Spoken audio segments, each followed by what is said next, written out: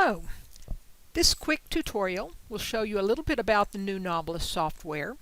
It's a revolutionary novel writing software that breaks down the process of writing into manageable chunks. It uses a 12-section or step template for most plots. Now, some writers may feel like a template is too formulaic for their taste, but I love it, and I've found that there's lots of room for creative spontaneity. The 12-section template also incorporates the 3-act process of writing and the snowflake method.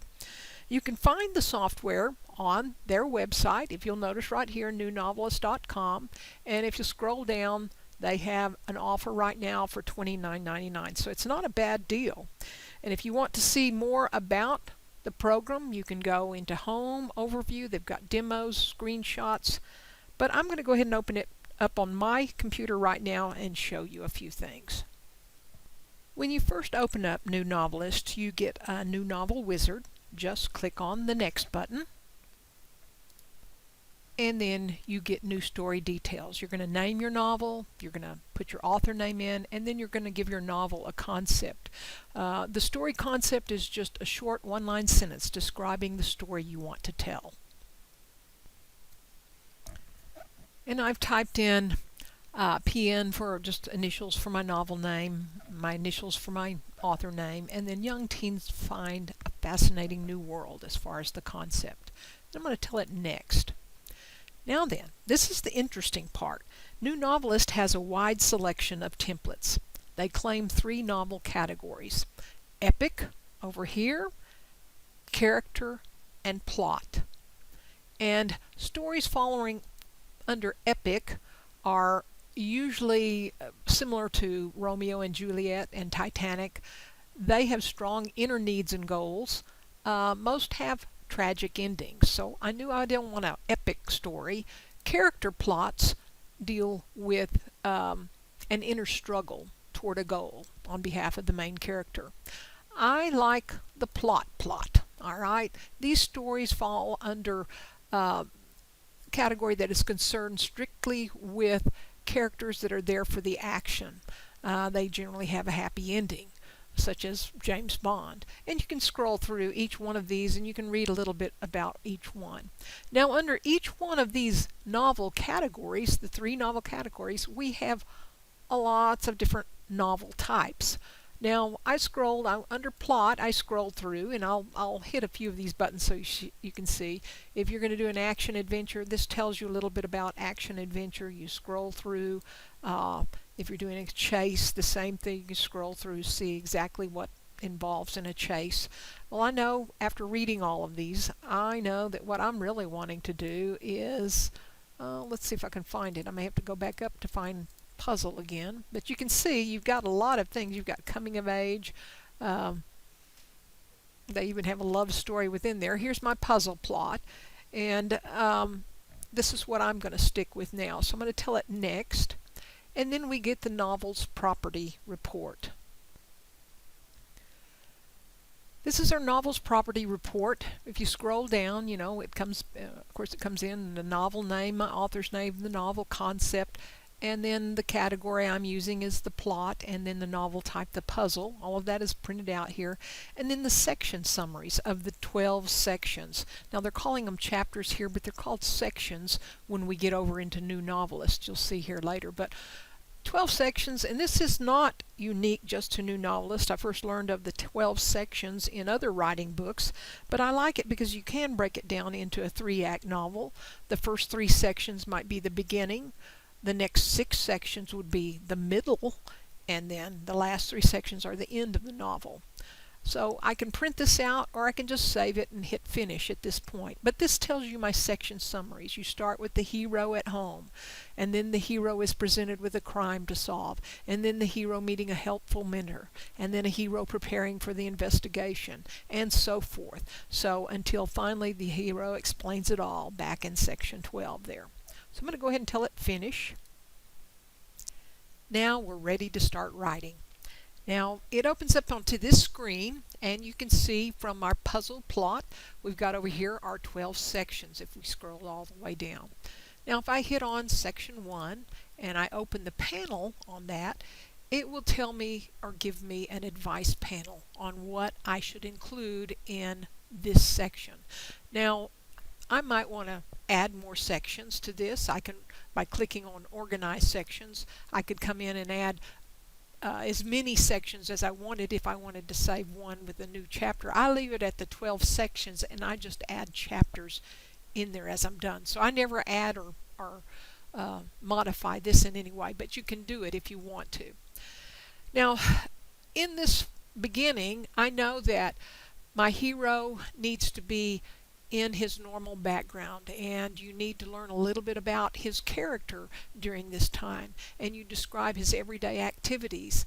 And I've got two heroes in this, twins, and I give a little bit about their personal characteristics. It takes several chapters to do this, but I put them all in section 1. We have to keep in mind that the ordinary world of the hero can be presented through some ordinary activity. But later, and here's examples. It's wonderful. This gives examples. Harry Potter and the Philosopher's Stones, in Rebecca. Interaction, you've got to show the hero interacting with other people during this time. You need to show a little bit of foreshadowing, and it gives you examples of what you need to do. So right over here, this is your advice section that you go through. And I try to make sure I get the mood and context correct. And all of this is in writing books, but it's nice that it's right here in your writing program with you. And if you needed to write notes, you could click on here and then just put your cursor up here and start typing away for notes you wanted to do. If you had resources, if you'd looked up things, say in Google or whatever, you can put those in there too. Anytime you don't want to see this anymore, you can collapse the storyboard. If you want it open back up, there you go again. And the same thing with each section. If I click on section 2 and then get the advice, section 2, this is where I'm going to scroll all the way up, where you meet the challenge. And we have a point of attack and the hero's initial reaction. And so I try to follow all those examples and the advice of what I need to put in section 2 within what they've given me here. Okay, and the same with section 3. This is where, if we scroll all the way up, this is where our hero actually meets a mentor and a helper for his story. Again, it's the classic 12-step that many authors go by. If you feel like it's a little too restrictive for you, don't mess with it. I think beginning authors, especially, they're teaching this in writing in universities and in high schools even, to help authors at least get a start. So anyway, just for your knowledge. Now then, I'm going to go ahead and close this again. Right now we can start typing right here if we want. If you'll notice over here and above, they have used what is called the Microsoft WPF technology. So you can go ahead and change any font you want. You can put anything, scroll down, find any font. You can choose the size you want, bold, italic, whatever. You can cut, copy, and paste. You can left align, justify, all of the same things you can do in Word. And this is our place where we actually start typing. And if you go further over, we've got a spelling. Let's see if I can find my cursor here. Spelling, on or off. You can find and replace words. Word magic is basically a thesaurus, or you can actually find rhyming words to something you're looking at. If you want it to read it back to you, which I have found very helpful. Of course, Word does all of these things too. Dictate, you can, if you don't like to type things up, you can dictate. And it does a pretty good job of reading your voice. Visualizer, you can add notes to your project and it will pop it up on note cards on a little board. I have not used Visualizer yet.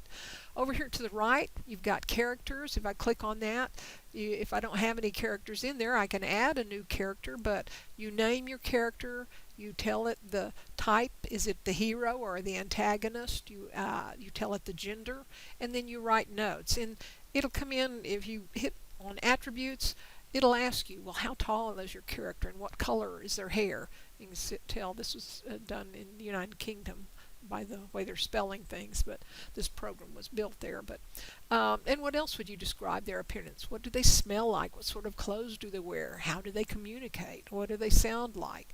Any other striking identifying features? But all of this is in here, and you put it into your characters as you add them.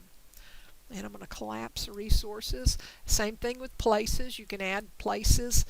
Just click a new place and you can tell more about it. You can do research on that place if it's an actual place and add all of that information in there. Okay, I'm going to collapse the resources again. Any other objects you want to place in there, any ideas that you want to add, notes or anything like that, you can add all of that here, and it's handy, and it'll be in the section you're working on. I've got section 3 highlighted right now, so that would all appear in section 3.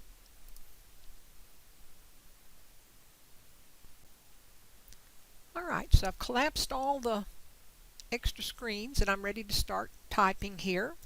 For the purposes of this demo, I've gone ahead and placed several chapters of nonsense text, or lorem ipsum, in each section. Now that I've done that, I can show you how the review pane works, and how analytics works, and how exporting works. So in analytics, if I were to come back in here under tools, and it won't work because I've got lorem ipsum in there, but if I wanted a readability advisor, I could click on this and it would come back in, and I could choose any one of these systems. And if you want to go to their website to learn a little bit more, but you can see it's because I've got nonsense text in there, it's not going to do a very good job of this right now. But if I had some actual text in there, it would tell you at what level the reading level would be at. You've got all of these things to look at. So just for your information, under tools, again, you've got Word Analyzer 2 and a Word Spider. Alright, now then, I'm going to show you novel printing and exporting. Now then, very often I go to File and I save, and it saves it as a project, a new Novelist project. But after saving, and I save very often, I also want to export my file. So I go to Printing and Exporting, and it gives you some options here to look at. Now this shows my entire novel as what I've gotten in there right now. It's all, of course, nonsense text just for your review, but I can scroll down and you can see the whole thing and how it shows up if I were to print it right now. But right now I'm not going to go ahead and bother to print it. I could save it as a text file, or as an HTML, or as an RTF file. Now I like to save as an RTF file because I'm going to open it up in Word later. I work in New Novelist, but then later I do the biggest, I plump it up in New Novelist until I've got a really good outline. And it's more than just an outline. We've got full paragraphs and sentences and full scenes, but I then put it into Word, and I will be giving you another demo about how to turn Word into a Scrivener type tool using the navigation bar in another demo for you later this month. But at this stage, I just want you to know you can save it as an RTF file. It comes in, you name it, and I'm just going to go ahead and type in, since this is for NaNoWriMo, I'm just going to call it PN. It's RTF because that's the name of the file that title of the book that I called it. So I'll hit save, and then I can open it up in Word anytime I want to. And I cannot stress this often enough. I have gotten into some of these novel softwares that I have lost information. It will freeze up on you. So I save often, and sometimes we all get so busy we forget to save. Don't forget to save. First of all, don't forget to save. Save often. But if you do forget to save, hopefully it won't freeze up on you. I've never had any problems with New Novelist. But at any rate, save and export as an RTF. Again, let's just get out of this screen and go back over that.